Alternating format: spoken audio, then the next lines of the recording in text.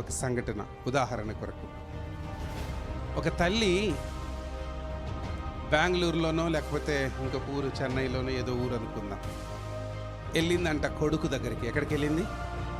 కూతురు బిడ్డ దగ్గరికి వెళ్ళింది. తల్లి ఎక్కడికి వెళ్ళింది? బిడ్డ దగ్గరికి వెళ్ళింది. బిడ్డ దగ్గరికి వెళ్ళిందంట. బిడ్డింట్లో ఈమె బిడ్డ సంసారాన్ని చూసి చాలా ఆనందపడిపోతూ ఉంది. కారణం ఏంటంటే అల్లుడు బిడ్డతో పాటు పొద్దున్నే లేస్తున్నాడట. ఈయన కూరగాయలు కట్ చేస్తే ఆమె కూర చేసేస్తుందట. ఈ తర్వాత ఆమె మిషన్లో బట్టలు వేస్తే ఈయన ఆరేస్తున్నాడట. ఆమె వంట చేసేస్తే ఈయన బాక్సులు పెట్టేస్తున్నాడట. బాబా ఎంత ఐక్యంగా ఉన్నారు నా బిడ్డ నా అల్లుడు అని చాలా మురిసిపోయింది. ఇక అన్నిటికీ వాళ్ళు కలిసి తయారవుతున్నారు, కలిసి బయలుదేరి ఆఫీసులకి వెళ్ళిపోతున్నారు.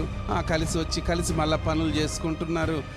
ఒక్కొక్కసారి ఆవిడ అలసిపోతే ఈయన టీ పెట్టిస్తున్నాడు, ఈయన అలసిపోతే ఆవిడ టీ పెట్టిస్తూ ఉంది.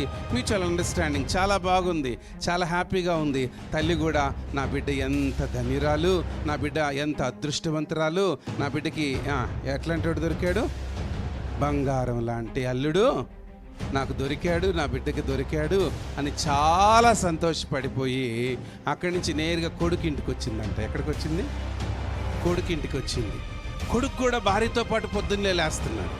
కొడుకు కూడా పొద్దున్నే భార్య కూరగాయలు కట్ చేసి ఇస్తున్నాడు, ఆమె వండేస్తుంది. ఆమె వండేస్తే ఈయన క్యారేజ్ పెట్టేస్తున్నాడు. ఆ తర్వాత చెప్పాలి ఇంకా నెక్స్ట్ ఆమె మిషన్లో బట్టలు వేస్తే ఈయన అల్లుడు చేసిన పనులన్నీ కూడా ఎవరు చేస్తున్నారు? 2 రోజులు చూసిందంట తల్లి. 3వ రోజు రారా ఇట్లా కూర్చో. ఏందిరా అమ్మాయి చేసుకుంటుందిగా, నీకెందుకు?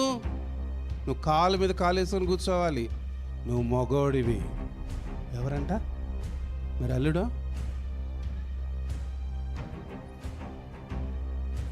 పాపం కొడుకు మీద ఉండే ప్రేమ అది తల్లికి. చెప్పండి, కొడుకు అంటే అల్లుడి మీద వాళ్ళ తల్లి వస్తే అప్పుడు చెప్తుంది వాడి మగోడని.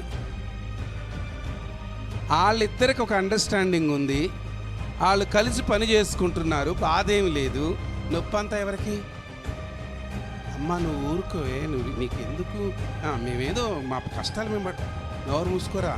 నేను ఎప్పుడైనా చేయించినాను నేను? ఇగో ముందే చెప్తున్నా, ఈసారి మాత్రం నువ్వు వంటగదిలోకి, ఈసారి బట్టలు, తల్లుల్లారా మనకెందుకు వచ్చిన గొడవలు చెప్పండి. కింద పడతారు, మీద పడతారు, సంసారం లాక్కోబోతారు. ఒక్కసారి పెళ్లి చేసావా కళ్ళు మూసుకొని బతుకు. వాళ్ళతో ఉండాల్సి వస్తే ఎట్టుండాలా?